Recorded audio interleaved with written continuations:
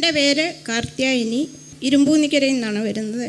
എനിക്ക് ഗ്യാസിൻ്റെ പ്രശ്നം ഉണ്ടായിട്ട് വയറ് വീർത്തിട്ട് എൻ്റെ വീട്ടിൽ ആരും ഇല്ലാത്ത സമയം വയറ് വീർത്ത്. അപ്പോൾ എനിക്ക് ആശുപത്രി പോകണമെന്ന് തോന്നി, ആരും എന്നെ കൊണ്ടുപോകാനില്ല.